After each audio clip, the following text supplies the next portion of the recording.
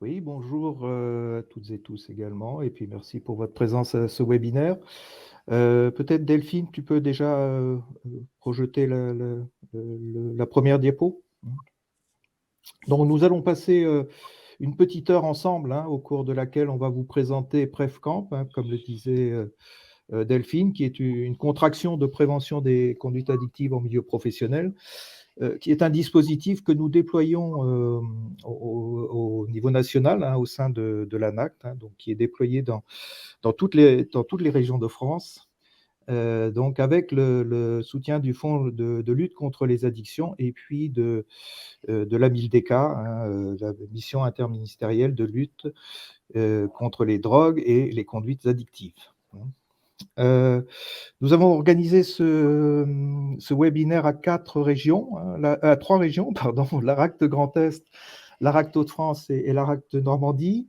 Alors, il était ouvert également à des entreprises d'autres régions, donc qui pourront, si elles le souhaitent, à l'issue de ce webinaire aussi, contacter leur propre ARACT, hein, puisque le dispositif est déployé à l'ensemble du niveau national. Alors, je vais changer la diapo. Donc, au sommaire, hein, de ce qu'on a prévu de faire pendant cette petite heure, une présentation très rapide de l'ANACT, hein, simplement pour ceux qui ne la connaissent pas vraiment, qui connaissent pas vraiment du tout notre réseau, hein, l'Agence nationale pour l'amélioration des conditions de travail. Quelques chiffres clés en matière de conduite addictive en milieu professionnel et les facteurs de risque au travail qui vont vous être présentés par Antoine.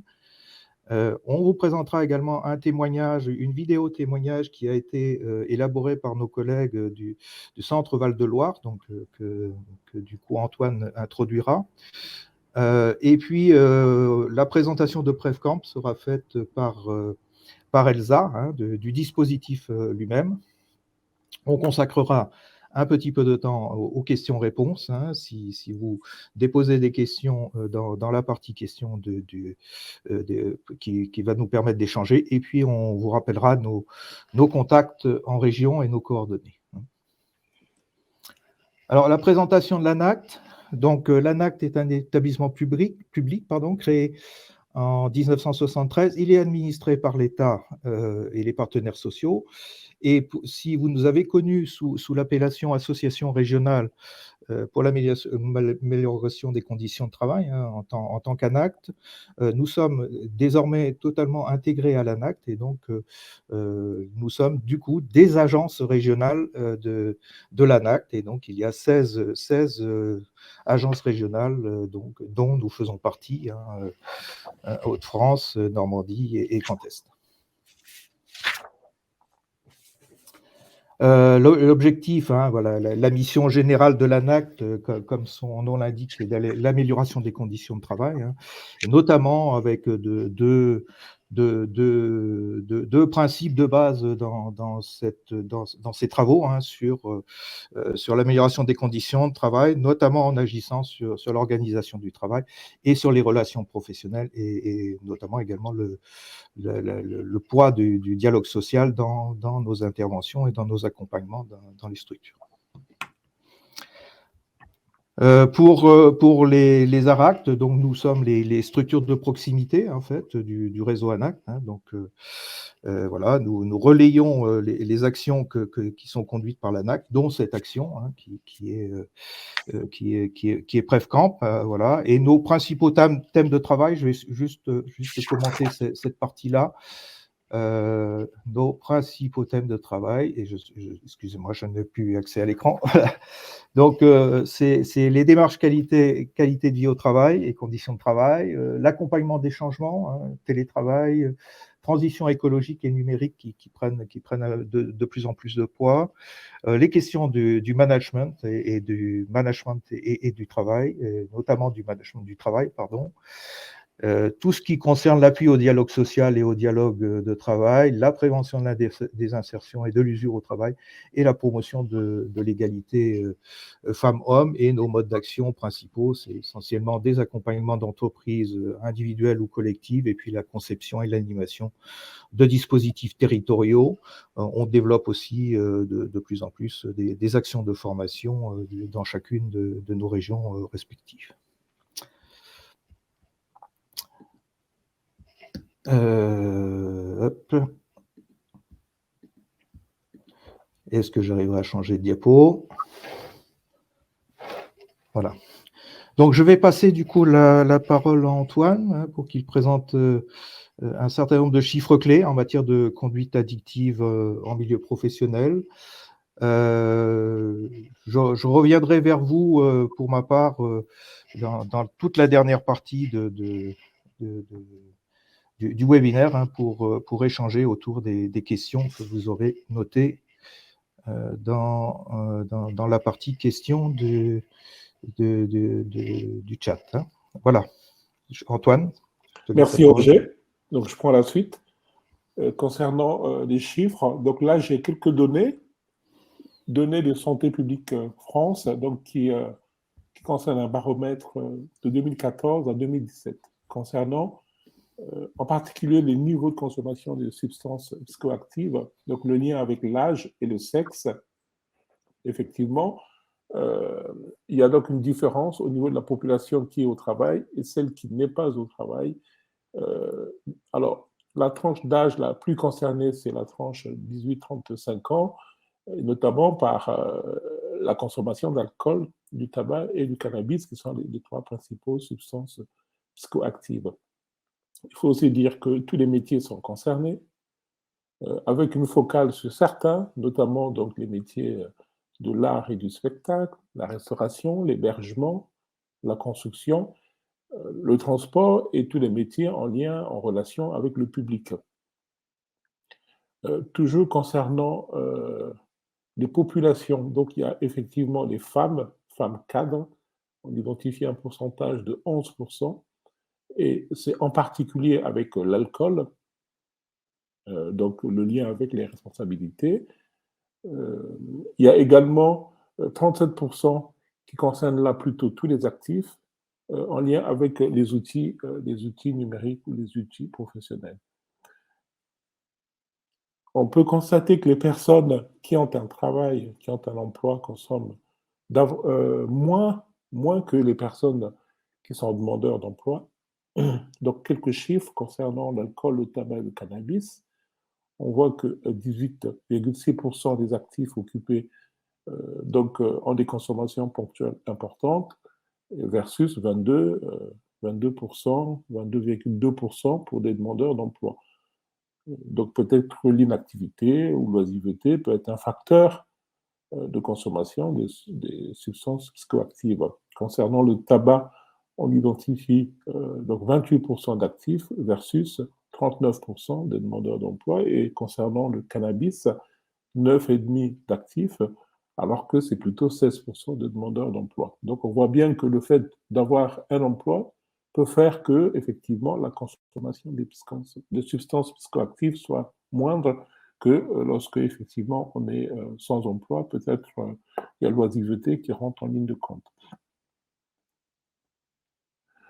Alors, concernant cette fois-ci les facteurs de risque qui sont liés au travail, quel lien peut-on faire entre le travail et la consommation des substances psychoactives? Alors, parmi les facteurs de risque, un des facteurs importants, c'est les risques psychosociaux. Donc, les conditions de travail pénibles, comme deuxième facteur, peuvent effectivement favoriser la consommation des substances psychoactives. En tout cas, le lien qu'on fait, c'est on considère que cette consommation permet de tenir. Voilà, ça procure une sorte de béquille physiquement et psychiquement pour les personnes. Donc, dans les risques psychosociaux, évidemment, on peut évoquer le stress.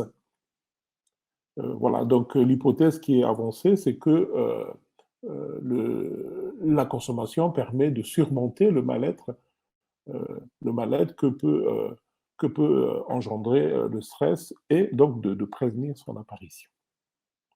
Un autre facteur, c'est le caractère monotone, ennuyeux du travail, qui peut être un facteur favorable à la consommation, notamment abusive d'alcool. Donc là, c'est un baromètre santé de 2005 qui, on vous a mis le lien, qui en parle. Un autre facteur qui est aussi important, c'est tout ce qui concerne la recherche de performance, voilà, pour tenir le coup, pour être bon au travail, et aussi l'obligation de répondre à certaines exigences de productivité, voire des fois le climat de compétition qui peut régner au travail entre salariés. On peut aussi identifier l'usage des outils numériques, hein, donc qui peut contribuer à brouiller la frontière qui existe entre la vie privée et la vie hors professionnelle. On a bien vu, notamment avec le développement du télétravail, comment est-ce que finalement l'usage des outils numériques rentre dans le travail et finalement contribue à brouiller un peu la frontière qui pouvait distinguer travail et hors travail. Un autre facteur, peut-être le dernier, concerne l'activité physique, la pénibilité physique du travail. Voilà. Donc, si on fait un travail qui est pénible, un travail qui est difficile, et peut-être que, effectivement, l'usage des substances psychoactives peut être important. Et donc là, on a certains secteurs, notamment celui de la construction, mais aussi celui de la restauration et de l'hébergement. Travailler dans la chaleur, dans le froid, sont des conditions de travail qui peuvent expliquer cette consommation de substances psychoactives. Voilà. Et faire un métier pénible, faire un métier difficile, ben on a peut-être besoin, voilà, encore une fois, d'une béquille pour faire face à ces conditions de travail physique. Donc voilà, rapidement, après quelques chiffres et quelques facteurs liés aux conditions de travail. On souhaite maintenant vous montrer un film. Roger le disait tantôt, c'est un film qui a été réalisé par des collègues de la RACT Centre, donc qui parle effectivement de l'expérience d'une entreprise qui est GRDF, qui parle donc de ce qu'elle a mis en place concernant la prévention des conduites addictives au milieu professionnel. Alors, je laisse la main à Delphine pour cette partie du film.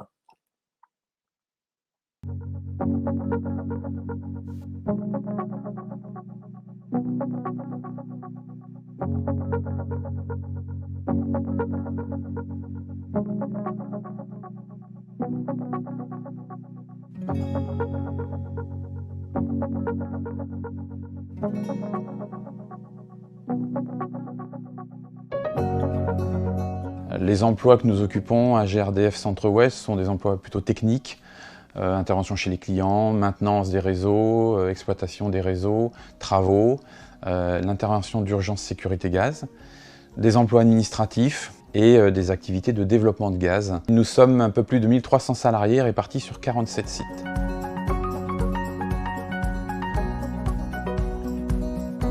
Il y a une partie de la population qui travaille 7 jours sur 7 et effectivement 24 heures sur 24. Pour certaines actions bien précises, les gaziers peuvent avoir effectivement des pics de stress qui sont assez importantes, notamment quand il y a des interventions d'urgence gaz. Ces conditions de travail peuvent amener les agents à connaître des situations donc, de tension et pour certains, ça peut se traduire par des pratiques addictives. L'objectif, en fait, c'est de travailler et d'améliorer les conditions de travail, la santé des salariés, diminuer les situations à risque dans les organisations, dans les métiers. Nous souhaitons aborder sous la forme de co-construction tout ce que nous mettons en avant dans l'entreprise. On commence à parler d'un sujet et c'est comme une pelote, on tire un fil et on parle aussi au fur et à mesure des autres sujets. C'est comme une espèce de dynamique qui serait un peu vertueuse, si vous voulez. Et c'est ça qui était important avec cette démarche qui est mise en place aujourd'hui.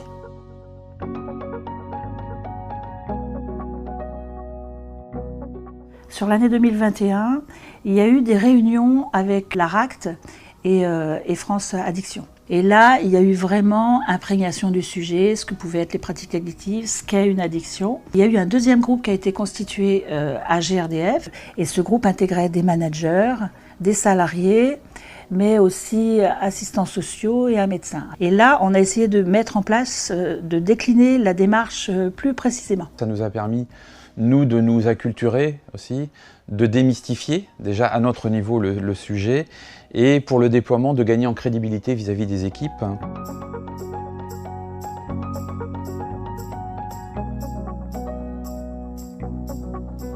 D'habitude, GRDF procède avec de l'information souvent descendante en termes de prévention-sécurité. Là, c'est différent parce qu'on a essayé de sélectionner les outils avec lesquels on pouvait travailler.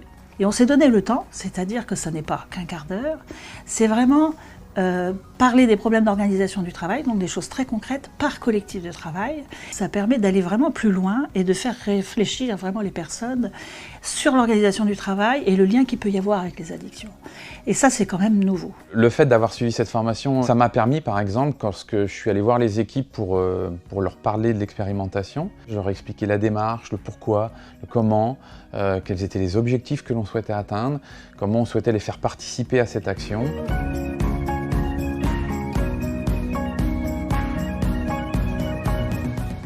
Les salariés savent qu'il y a des addictions au sein du groupe. On ne veut blesser personne et on veut absolument entraîner tout le monde sur la démarche. Et ça peut être aussi beaucoup d'énergie dépensée effectivement pour un résultat modeste. Mais malgré cela, je pense qu'il faut effectivement y aller. Si on veut que cette action soit une réussite, il faut impérativement qu'on arrive à recueillir l'adhésion du collectif avec lequel on travaille. La deuxième chose qui est très importante, c'est l'importance du soutien de la direction et la volonté de la direction vraiment d'œuvrer dans cette démarche. La clé de ce projet-là réside dans ce binôme paritaire qui a été constitué de M. Vaillant et de Mme Le Dréau, tout simplement parce que déjà il y a une relation de confiance entre eux et une transparence dans leur relation et dans leur manière de communiquer.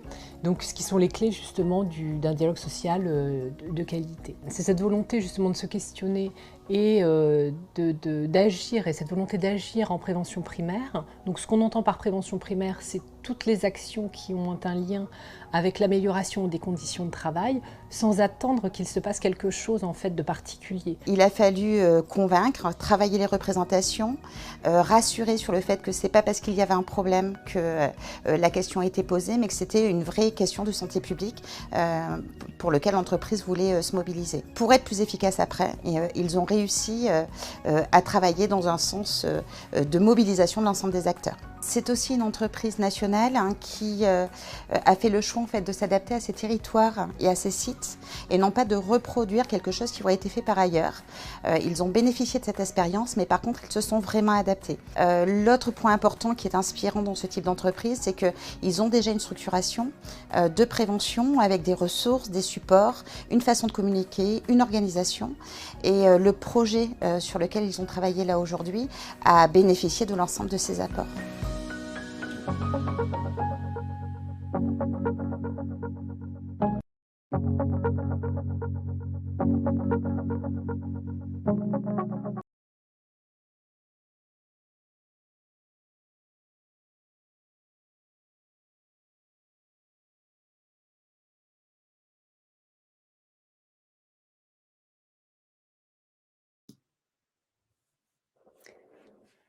Alors du coup, suite à ce film, si vous avez des questions, vous pouvez effectivement les poser, dans la partie questions. Et du coup, je vais m'attacher à vous présenter, du coup, le dispositif PrevCamp, qui est un dispositif, d'accompagnement aux structures, privées, mais aussi aux structures, publiques. Et comme, Roger vous l'a expliqué, en fait, cet accompagnement est gratuit pour les entreprises et les structures publiques puisque, l'ANACT bénéficie, d'un financement du Fonds de lutte contre les addictions et donc toutes les formules, d'accompagnement que je vais vous présenter font partie en fait, de cet, appui, gratuit proposé et mis en place, par du coup l'ANACT et les ARACT en région. vous dire aussi quels sont les objectifs et les bénéfices de PrevCamp. Comme vous l'avez entendu, dans la vidéo, effectivement, les addictions, les conduites addictives, ça soulève souvent des questionnements, des tabous. Et puis dans les entreprises, nous sommes souvent focalisés sur le contrôle et la sanction au détriment, finalement de mesures de prévention. L'objectif avec PrevCamp, c'est bien d'être, du coup, d'aller au-delà, ces tabous, cette focalisation sur le contrôle et de vraiment interroger finalement les liens qu'il peut y avoir entre le travail, l'environnement de travail, les conditions de travail, l'organisation du travail et les conduites addictives.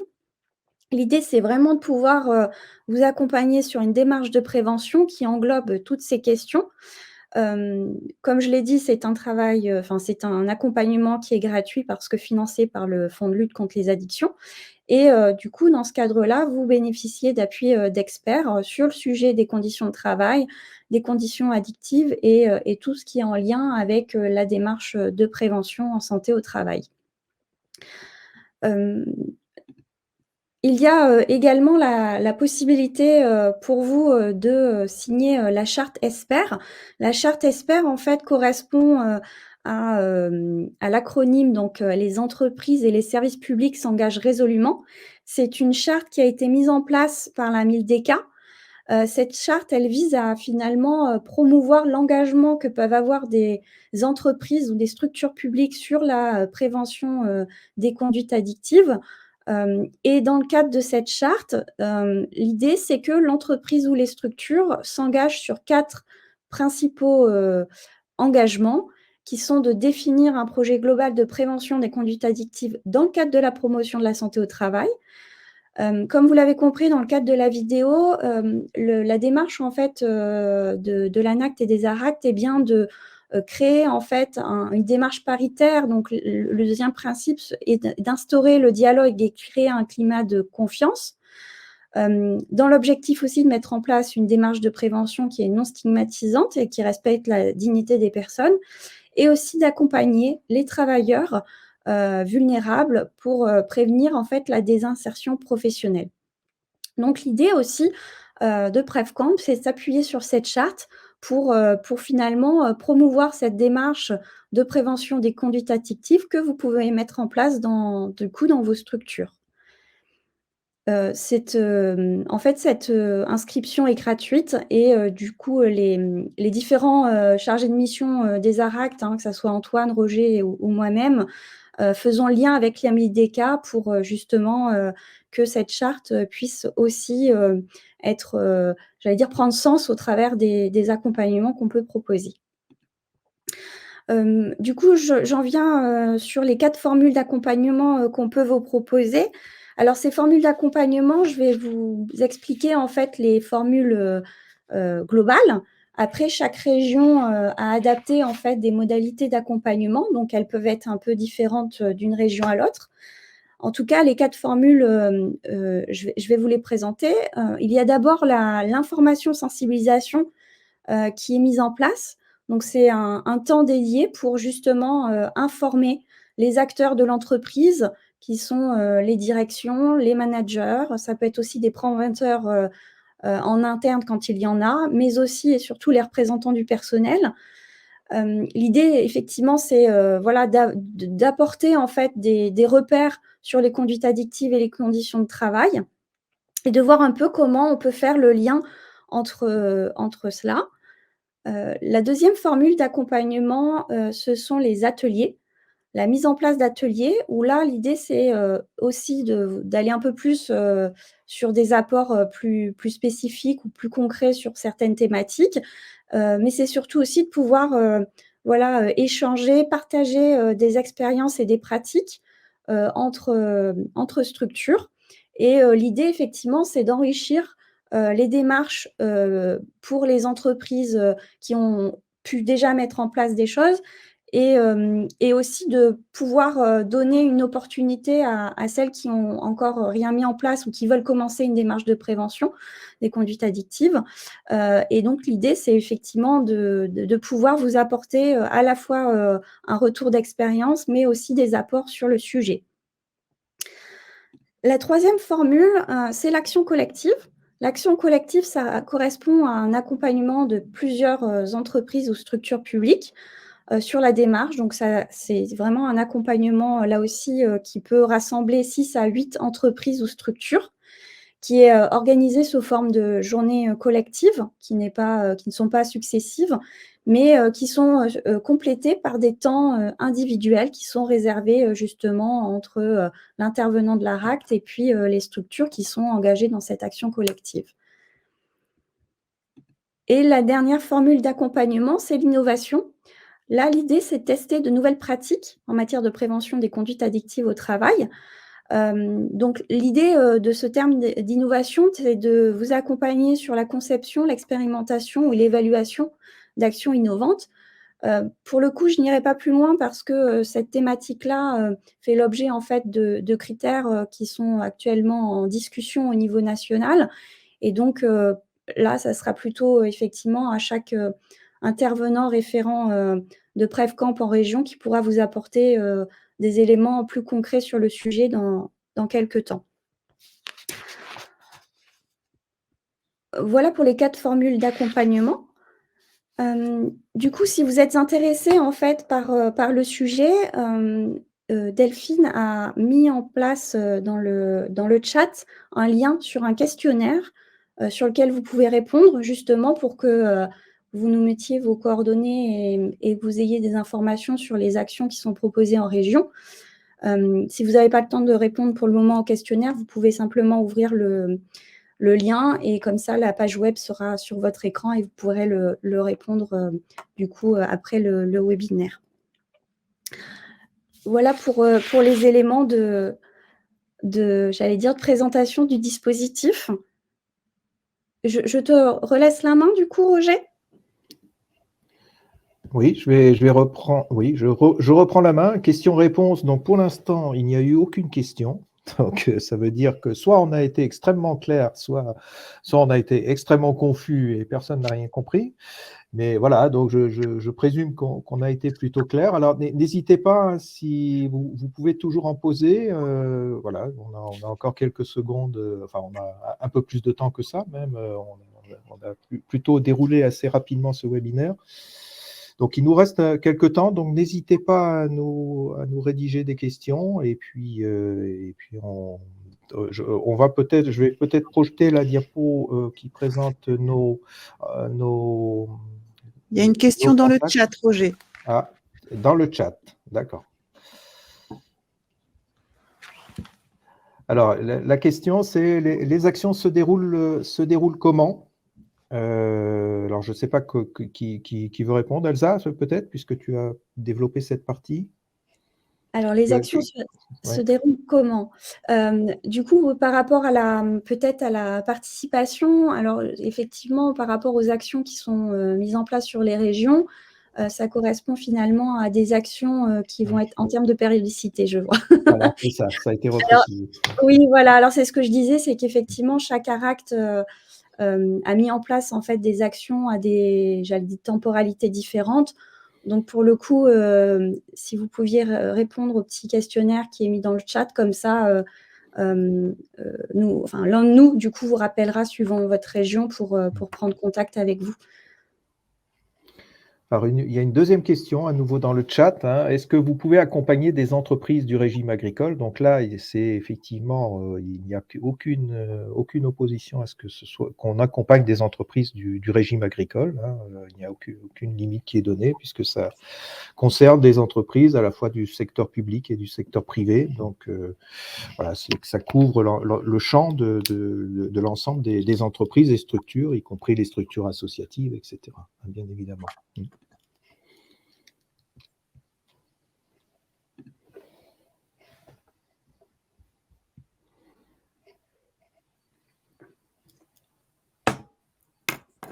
Voilà, si on a fini avec les questions, ouais. Est-ce que vous avez d'autres questions pour ceux qui sont là ? Voilà, donc les contacts en région, donc vous avez voilà nos coordonnées. Hein, voilà, simplement Donc, nous sommes 2 chargés de mission en Grand Est qui travaillons sur le sujet. Donc, en Hauts-de-France, il y a Antoine également, et puis Catherine Rémy et Elsa qui pilote le projet en Normandie. Et donc, vous avez les coordonnées de nos sites internet sur lesquels vous trouverez aussi les informations sur les actions qui sont déjà engagées ou qui vont être engagées, déjà qui sont prévues dans nos calendriers. Voilà. Et puis pour nous contacter individuellement, vous avez aussi nos coordonnées de contact. Voilà. Alors, je viens de voir qu'il y a une question, du coup, sur la gratuité de l'accompagnement.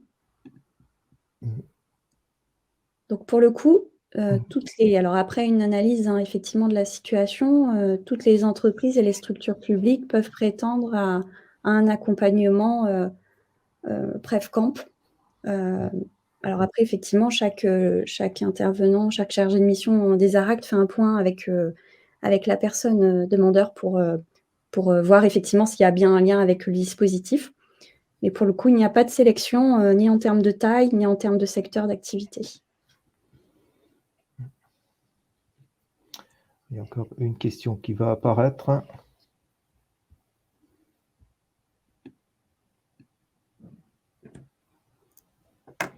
Et il y a encore une autre question dans le... Ouais. Donc, ayant souhaité organiser un projet de prévention et d'information dans la lutte contre le tabac, je me suis heurté à des réticences de la part de la direction. Avez-vous déjà vécu cette expérience et comment y faire face pour forcer un peu la main pour mener ce projet? Alors, qui c'est qui veut répondre? Antoine, tu imagines de forcer la main? Oui, tordre la main à la direction. Oui, il faut qu'on soit un peu, stratège. Oui, une direction peut avoir, peut être dans le déni, de reconnaître qu'il y a des pratiques addictives dans l'entreprise. Donc voilà, résister à cela. Je pense que l'un des moyens pour amener la direction vers ce sujet, c'est de l'englober dans une démarche globale. Englober le sujet dans une démarche globale en disant, voilà, ce sujet, il existe dans la société, les personnes de l'entreprise font partie de la société, donc forcément, l'entreprise a une part de responsabilité en tant qu'entreprise citoyenne, en quelque sorte. Voilà, peut-être emmener le sujet via une démarche RSE, via une démarche QVCT.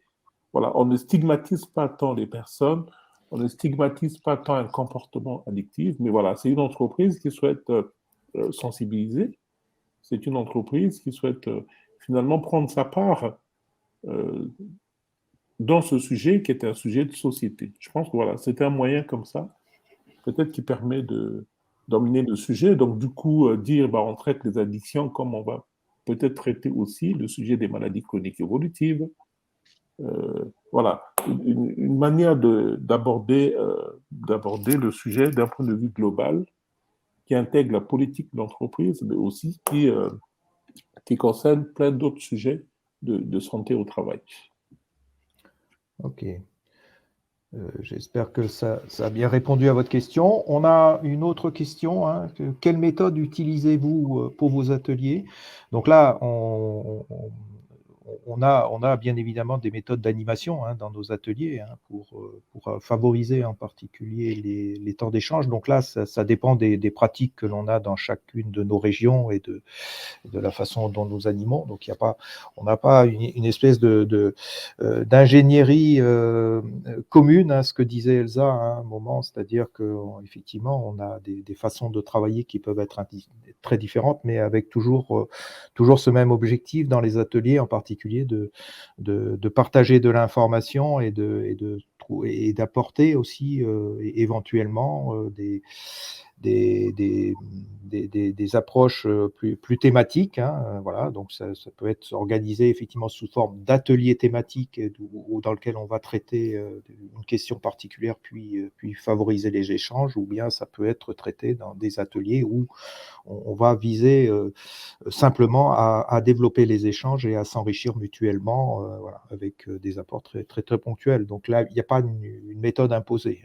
Voilà. Je ne sais pas, Elsa, si tu veux compléter. Enfin, oui, effectivement, il n'y a pas une méthode particulière.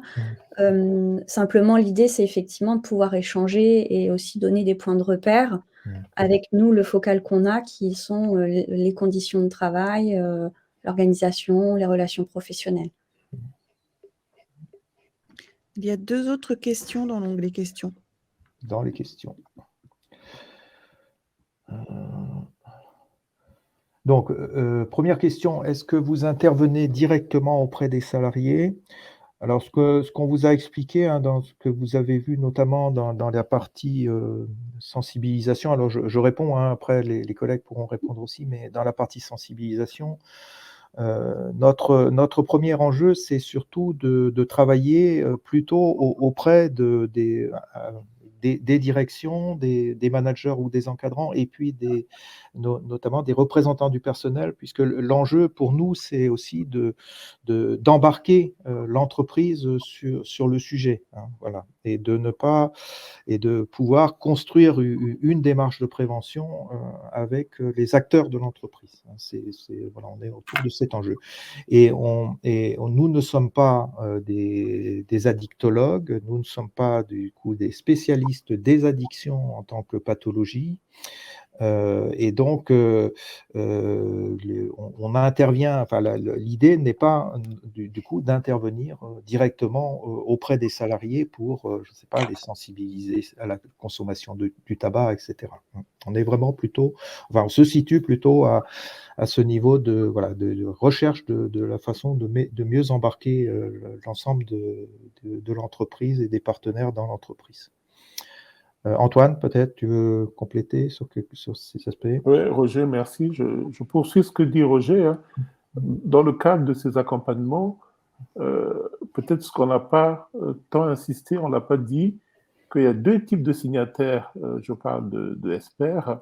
Il y a donc vous, les entreprises et les organisations publiques qui vous engagez donc à mettre en place des actions, mais il y a aussi des signataires partenaires.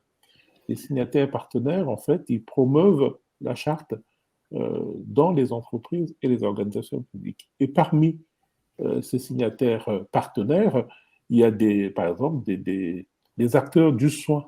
Vous savez que les entreprises n'ont pas attendu la mise en place de la charte ESPER pour agir sur les conduites addictives. Il y a les médecins du travail qui font bien ce travail. Il y a les collègues de France Addiction qui font bien ce travail. D'ailleurs, vous avez vu dans le film que les collègues de la RATSOM sont intervenus avec Addiction France. Voilà. Donc, il y a un comité technique, en tout cas nous, dans les Hauts-de-France, on a mis en place un comité technique avec les partenaires signataires. Et donc, en fonction des besoins, des demandes qui nous parviennent, s'il s'agit effectivement d'accompagner un salarié qui a une difficulté particulière, ben là, ce seraient plutôt les collègues qui sont dans prévention tertiaire, dans le soin, qui feraient le relais. Mais en tout cas, du point de vue de PrevComp, nous, vraiment, les ARACT, on est dans la prévention primaire, où il ne s'agit pas du tout de stigmatiser qui que ce soit, mais vraiment d'agir si possible en amont, et comme l'a dit Roger, en embarquant tous les acteurs de l'entreprise. Ok. Il y a d'autres questions. Une question à propos de, êtes-vous déjà intervenu auprès de chantiers d'insertion? Alors, les chantiers d'insertion sont relativement bien identifiés aussi comme des secteurs à risque, hein, de consommation, hein, notamment parce qu'on est justement au travail auprès de publics qui ont longtemps vécu des situations de précarité, qui sont encore d'ailleurs dans des situations de précarité. Donc on a vu ce que présentait Antoine tout à l'heure, c'est que ces publics-là sont plus potentiellement concernés par ces problématiques d'addiction. Alors moi je n'ai pas d'expérience, hein, dans notre région en Grand Est d'intervention auprès de chantiers d'addiction, mais d'insertion, pardon, mais rien n'empêche bien évidemment qu'on intervienne sur ce type d'activité. Alors, je ne sais pas, Elsa et Antoine, peut-être vous avez des expériences déjà concrètes là-dessus. – On a d'autres expériences sur les chantiers d'insertion, mais pas celle-là. Hein. Je sais pas, Elsa, peut-être, vous avez des expériences non, Non, enfin voilà, je revenais à ce que tu venais de dire, Roger, c'est qu'effectivement, ça fait partie des secteurs. Alors, si on veut schématiser, ça fait partie des secteurs qui sont bien identifiés pour être accompagnés, mais tous les secteurs finalement sont concernés par la démarche de prévention des conduites addictives. Voilà, il y a des secteurs où, comme l'a montré Antoine, des chiffres clés dans certains secteurs qui sont plus prégnants que dans d'autres. Je te laisse répondre aussi, si tu veux, Antoine. Oui, je complète vos propos, chers collègues, pour dire qu'effectivement, on a des demandes qui nous parviennent concernant ce secteur, en lien effectivement avec le public. Donc c'est un secteur qui est clairement identifié. On fait l'hypothèse plutôt de l'importation de la consommation des substances psychoactives, c'est-à-dire que les gens ont des habitudes dans la vie privée et ils emmènent ces habitudes au travail. Mais dans tous les cas, que ce soit de l'importation ou que ce soit quelque chose qui est lié aux exigences de production, donc c'est-à-dire quelque chose qui est propre à l'entreprise et à son organisation, la démarche d'intervention reste la même. C'est-à-dire qu'à un moment donné, sans stigmatiser les personnes, on va aller essayer de réfléchir sur qu'est-ce qui fait dans l'organisation du travail, qu'est-ce qui fait dans les relations professionnelles, dans le management, qu'est-ce qui fait que finalement, on peut être emmené à avoir des pratiques addictives. Ok, enfin, une dernière question enfin une dernière pour l'instant dans la liste des questions. Qui peut prétendre à la gratuité de l'accompagnement? Donc je crois qu'on l'a déjà dit, hein, il y a forcément un contact préalable pour s'assurer que l'on est bien sur ce que l'on imagine de pouvoir faire. Nous, en tant qu'ARACT, et puis la gratuité de l'accompagnement par l'ARACT est assurée. Alors peut-être, parfois en faisant intervenir d'autres partenaires, la gratuité n'est pas totale si on imagine des combinaisons de travail avec des partenaires, mais pour la partie, en tout cas, qui relève de l'ARACT, la gratuité est assurée, quel que soit le type d'accompagnement. Elsa, Antoine, si vous voulez rajouter aussi quelque chose. Il y a une dernière question. Oui. Un organisme de formation peut-il être un signataire partenaire? Alors, rien n'empêche le signataire partenaire, c'est quelqu'un qui effectivement est en capacité travaille sur ce sujet, hein, voilà, a des compétences ou peut conduire des actions sur ces sujets, et il s'engage à promouvoir la charte ESPER, hein, puisque c'est l'idée, les partenaires, c'est surtout des partenaires de promotion de la charte ESPER, donc il faut qu'ils s'identifient auprès de la MILDECA, et là, ce que disait je crois que c'est Elsa qui est intervenue là-dessus, que ce que disait Elsa, c'est qu'effectivement, nous, on assure le relais, hein, auprès, y compris pour l'inscription des partenaires, hein, c'est bien que nous ayons l'information de façon à ce qu'on sache qui s'est inscrit du coup auprès de la MILDECA. Après, il n'y a pas de sélection, voilà, mais il faut effectivement cette forme d'engagement à promouvoir la charte et avoir des actions déjà sur ce champ-là. Alors, je ne sais pas si on a plus de précision, Elsa ou Antoine, sur cet aspect-là, mais j'ai pas lu quoi que ce soit. Je n'ai lu rien de particulier sur cet aspect-là. Un des critères pour la MILDECA, c'est qu'il ne faut pas qu'il y ait un caractère commercial. C'est-à-dire que le partenaire qui s'engage, il ne faut pas qu'il en fasse un objet de publicité, de démarchage commercial. Donc, s'agissant donc des structures privées, c'est vraiment le point central que la MILDECA regarde. Effectivement, qu'il n'y ait pas de démarche commerciale derrière. Et peut-être du coup, pour rebondir sur la Normandie, les partenaires ESPER sont membres du COPIL. Donc effectivement, il y a un distinguo entre les signataires et les partenaires ESPER sur la Normandie, puisque les signataires sont les entreprises et les organismes qui souhaitent mettre en place une démarche de prévention des conduites addictives dans leur propre structure. Et les partenaires sont les membres du COPIL, PrevCamp, en région, qui regroupent finalement les acteurs de la santé au travail, comme les services de prévention, qu'ils soient du secteur privé ou du secteur public, des acteurs institutionnels comme la DREET, ARS et autres organisations. Voilà, donc il y a aussi des spécificités entre régions. Et je me permets de le signaler là pour qu'il y ait des certaines précisions dès maintenant.